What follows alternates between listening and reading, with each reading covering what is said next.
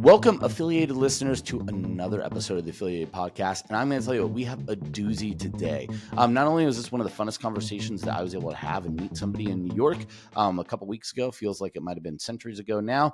And hopefully he evaded the COVID infestation that seemed to get everyone else. Nope, he did not. But we're going to be talking with Spencer Burnett today. And the subject we're going to be talking about is super critical to anybody that owns a business, is an affiliate, or might be touched and really impacted by content at all. Because we're going to be talking about content creation, but not in the way that you might be used to talking about it. We're going to be talking more specifically about how right now content creation is not only super important in your business, but we are seeing a flood of content coming out there through AI. Everybody thinks they could do it. They are producing a lot of stuff, but it is not producing results. And to make sure that you don't fall by the wayside of crappy online content, we're going to have Spencer share with you about how his team is working with people to create crazy high quality content at a crazy rate, and really changing businesses. So you're going to be able to go through this AI wave, go through what looks like might be a tough recessionary period, and come out of it better, stronger, and with more market share than your competitors are. So that's what we're going to be talking about today. So first, I should introduce the amazing, the beautiful, and very entertaining Spencer Burnett, or if you'd like to butcher his last name because it looks fancy, Burnett. That's what we're going to make the fancy way for his last name. Spencer, how are you doing today? I'm doing great. I did not miss the COVID wave. I definitely got hit by that. And actually, today's my second day back. So there's no better way for me to get back into the swing of things than us having a conversation about content and AI and everything along those lines. Well, I guess it's good to know that you'll be taking a nap right after this from your for sure. My lungs aren't ready. So I will say I was able to avoid it, but my wife did not. So it seems like I guess I'm just COVID doesn't want to affect me apparently. So, but I'm glad you're at least feeling better and you didn't have any crazy stuff. So, well, Spencer, obviously we're going to be talking about content, but before we do that, what I'd love to do is just dial back a little bit and tell the people kind of a little bit of your backstory. How did you get to here? How did you get to the position to be chatting on this microphone with also a gorgeous background? Oh man, I thought it's a beautiful day in Idaho, but it's definitely not as beautiful as wherever you are. But yeah, walk us through kind of what brought you to this beautiful location in this industry. And yeah, what got you here today? Yeah, I have been a serial entrepreneur from birth. You know, I had my first money-making organization when I was 9 years old, and I followed the same principles that I follow today. It's based on relationships, having fun, creating value, and also having really clear roles and responsibilities and understanding what role everyone plays in the business. Started my first official business when I was 17. I was in the fitness industry. I had a gym for about 8 years. We started virtual personal training in 2002. It didn't quite catch. I think we were a little bit ahead of our time. Possibly there. early. Yeah. If it was 2020, you might have been in a different boat, right? Right. Exactly.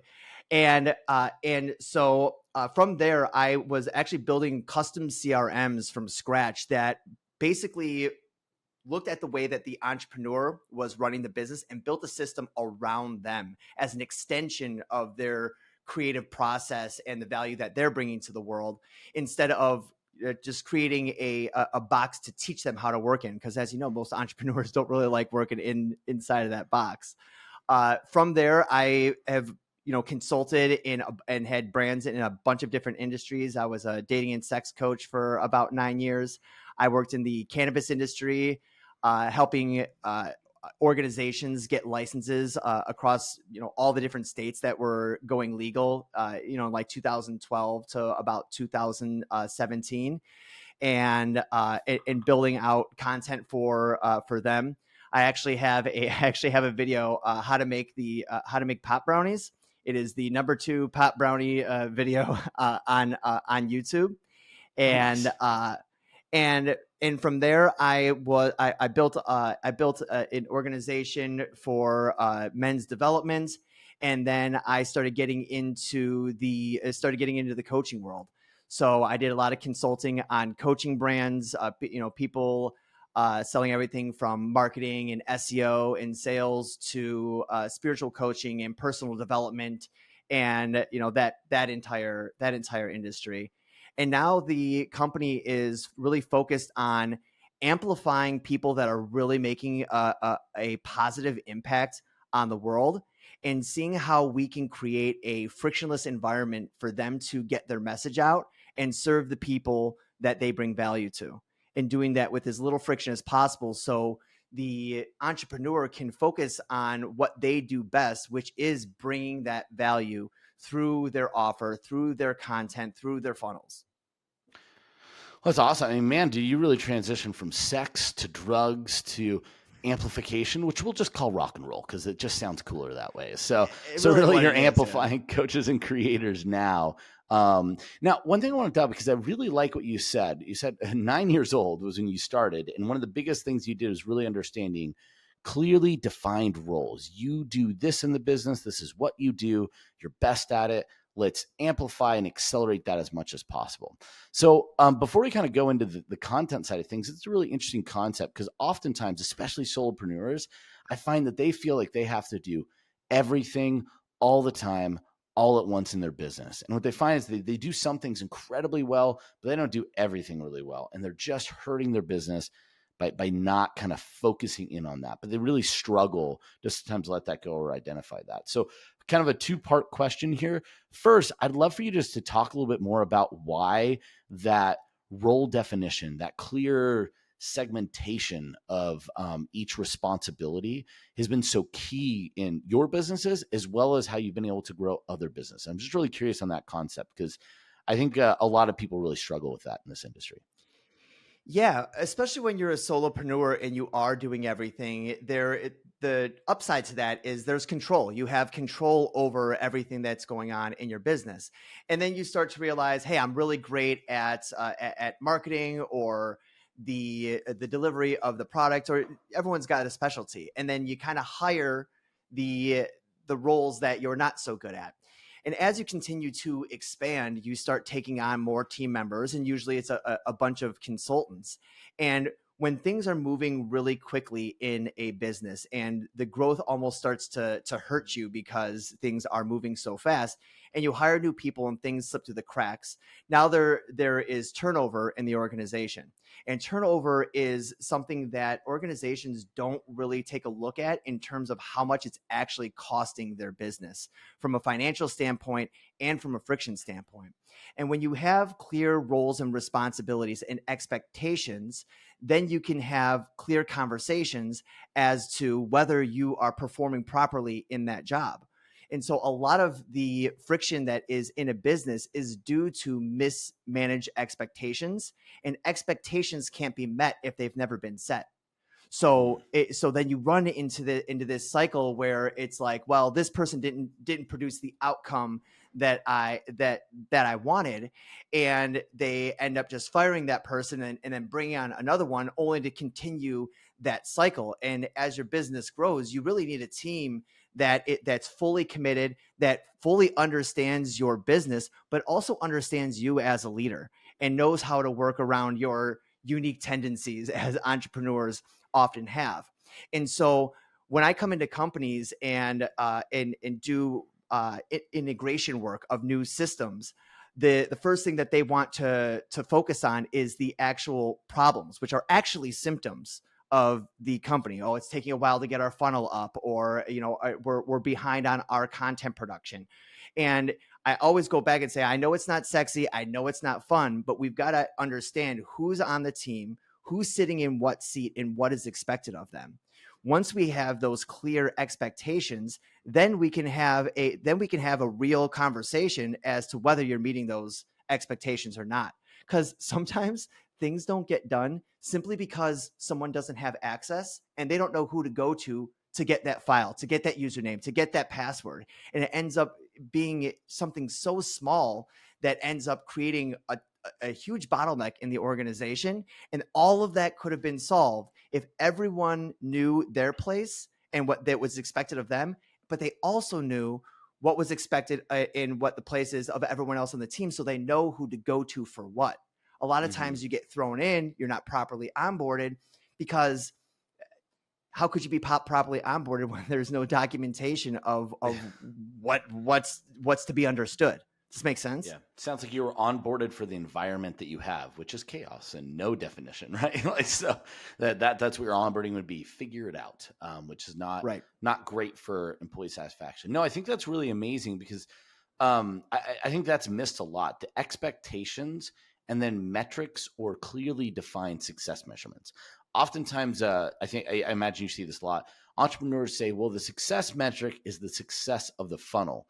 True for the entrepreneur, but for individual contributors, oftentimes my success measurement might be, hey, I designed the page. Once the page is designed, as best as it is given to me, ultimately my job's done, right? That's if you're a web designer, UI guy, that's all you're going to do. You're going to do your one piece. Now, if the marketing wasn't good, well, that's on the marketing team. If the copy's not good, that's a copywriter's job, right? But oftentimes, all of a sudden, something doesn't convert, and we go to a designer and say, "Well, you have to do better. This you should have done this and this and this and this and this." Really, they were just doing what was asked of them. So no, I think that's really, really important. And one of the other thing, not only does it make it easier for the employees, but I think imagine you probably find that it's really easy to fit employees in, right? They know what they need to do. They know other teams need to do. You'll identify where the breaks are, or the employee that isn't a good fit for that position might be, because now you could see that you clearly define the roles and you ask the person, hey, does this make sense? And I'm like, I can't do most of that stuff.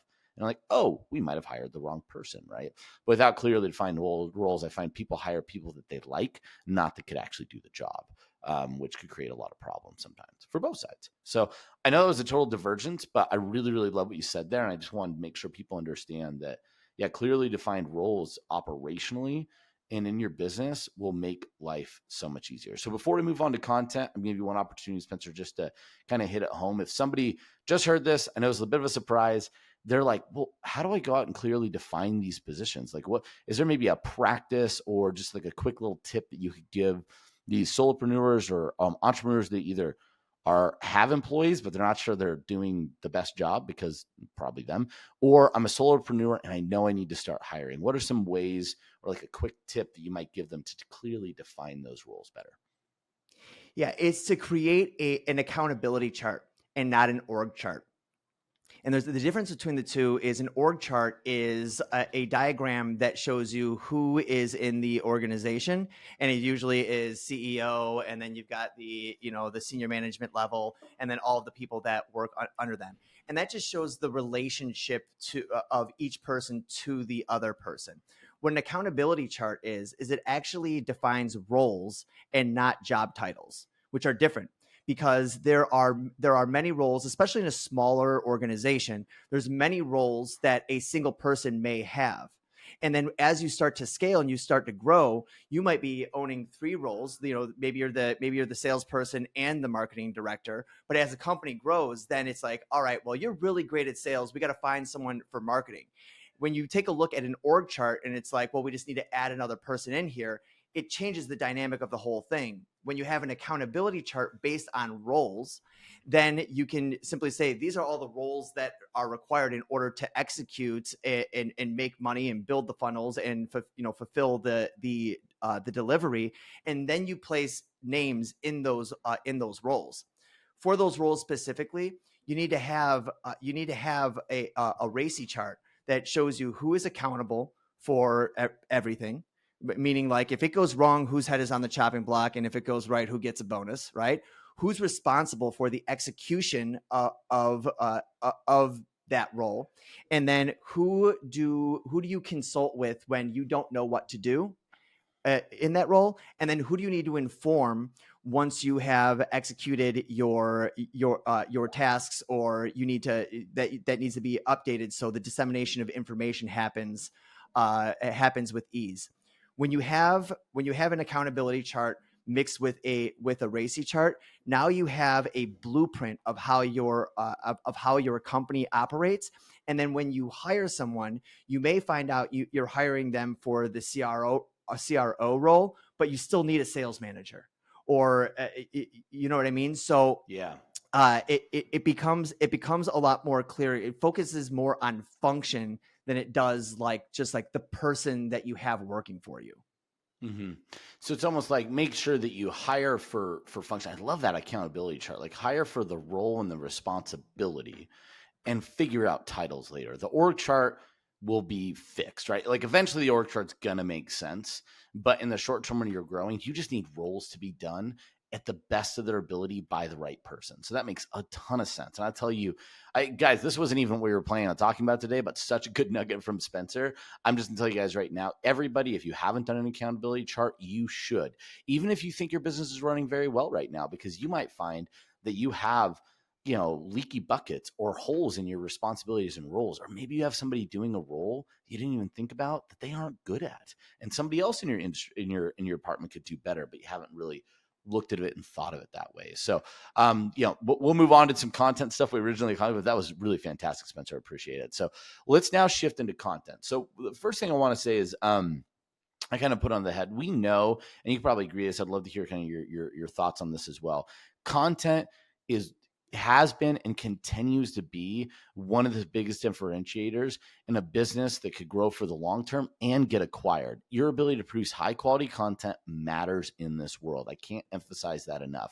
Yet we see a lot of businesses really struggle. They either struggle to be consistent, it takes a ton of resources and for produce high quality stuff, or they've gotten to a point where they don't even want to do it because it feels like too much in their business.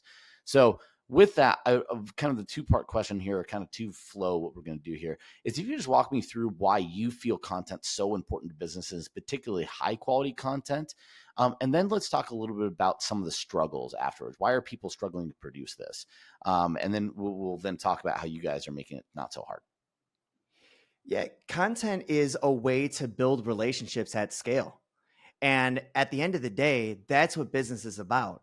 It's about relationships, because the market is flooded in every sense. There's no business that is, or very few businesses that are truly unique. So it comes down to, do you have an offer that will solve that person's problem? And then do they know, like, and trust you? And so at the end of the day, if there's 1,000 offers that are essentially solving the same problem, what is the differentiator? It's likability and it's trust. And that is what content does. I mean, I'm sure that you can go on your phone and go into your YouTube shorts or your Instagram reels or your TikToks, and there's people that you don't even follow that you see on a regular basis and you feel like you're friends with them. I mean, it's the celebrity effect, right? When people come up to a celebrity and they talk to them like they're friends, because on the viewer's end, you are friends. You're in their house, you're in their hand, you're in their ear constantly having a conversation about the things that matter to them. And so when you can produce content that resonates with people, that builds the relationship, which then builds the trust, which then builds the loyalty to your brand and the problems that you solve.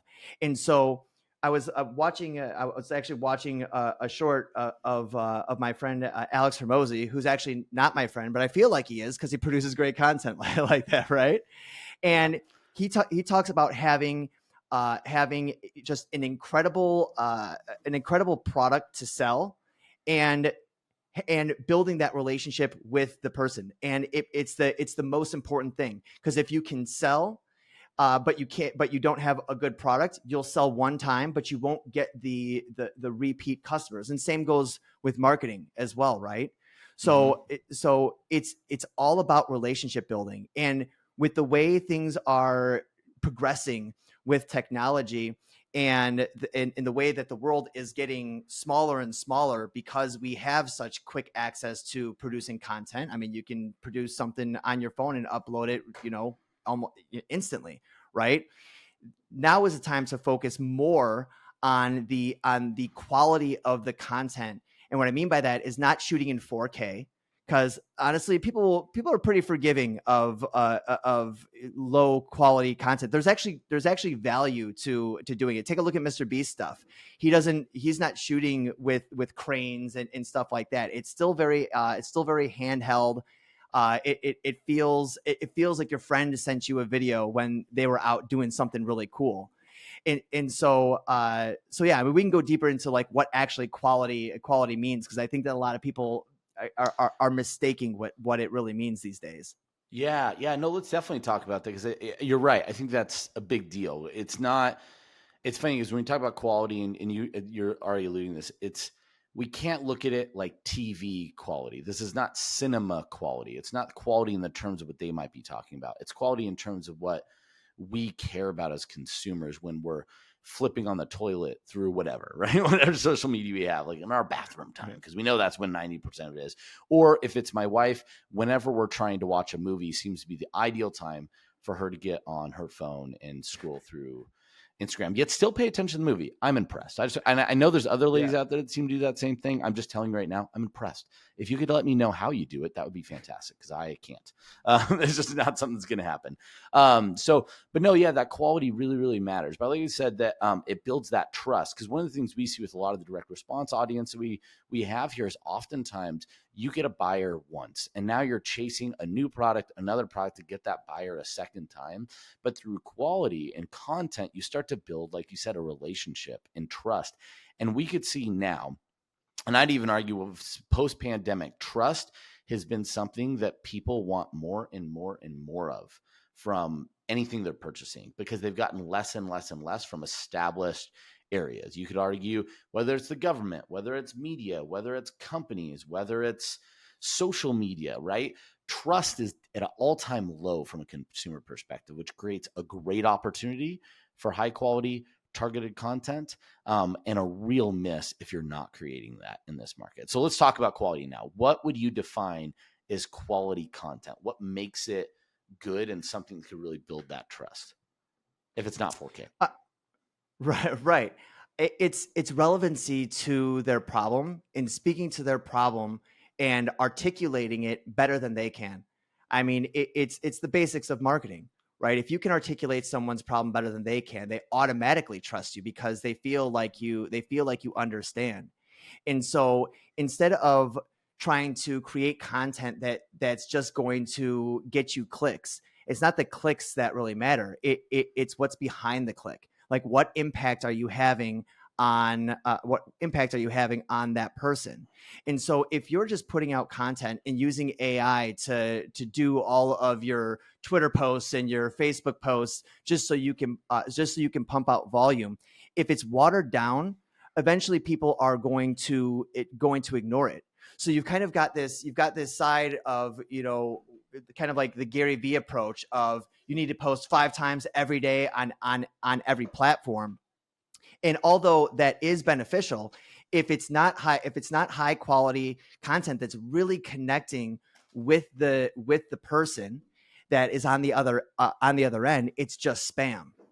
And so in my opinion, it's much better to have this higher quality content that really resonates with the person, and to do that properly versus just spamming a bunch of stuff that you think might get clicks. And this is really where it comes into the strategy as well. It's not just like the individual piece of content that you are creating, but more so the ongoing story that you're telling and that you're bringing the audience through as you're going through your journey of whatever it is that you're offering.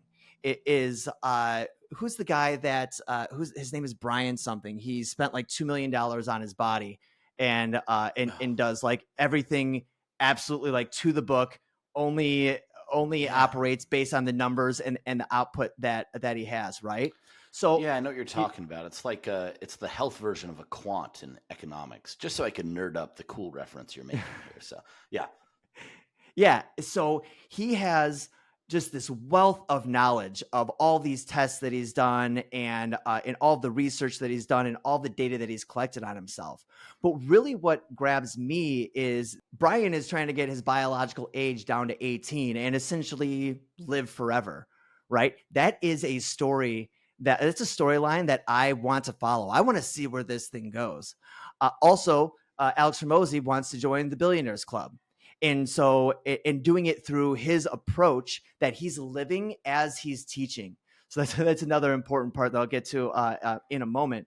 But that's a saga that I want to continue to follow. So, when you feel like you're a part of their story, then you want to be a part of it. And being a part of it is consuming their content, is buying their offers, it's sharing their content. You really become a part of the community. So this this leads to a bigger conversation of strategy and how you not only produce your content, but how you build your funnels to build relationships. So I'm working with a company right now, and we're working with investors to in a private equity firm, right? And I took a look at the funnel, and the ad was fantastic, getting a lot of leads. But then as soon as you book a call, like, the content stops. There's no video on the thank you page. There's no in the email, it feels impersonal. Like, content is really everything that the person is consuming from your organization. And so focusing on the strategic process of like, how does this deepen our relationship? How does this make them feel like they know us more? It That's what, between you knowing their problem better than they do, that's what makes them feel like you know them more. And then having a strategic process where they feel like you're there with them all throughout the funnel, and the delivery is really what drives it home and keeps a lifetime customer. Yeah. No, I love that the strategy is so served towards, content serves a long-term customer versus conversions will serve a customer for today, right?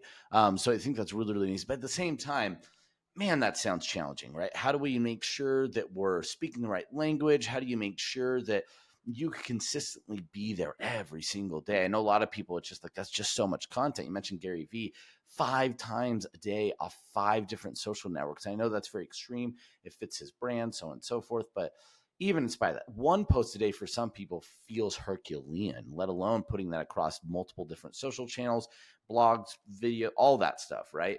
So given you might be doing this right now, might be crushing your soul, or you really want to get into it, how, I guess this is where I'm really curious, like, what is your team doing to create that scale without the loss of quality? Because I know that's why people are so excited about AI. Oh my gosh, I could finally start doing content because it's become so accessible. But of course, like we said, we know that the harsh reality of what that actually looks like and what that content is going to be tough for a lot of people. So I'm curious how you're scaling quality content for people. You have to understand really what AI can do and what it can't do. Specifically ChatGPT, because that's the main thing that people are using, or they might be using, Jarvis or some other content producing AI, right? And so essentially the AI will do exactly what you tell it to do.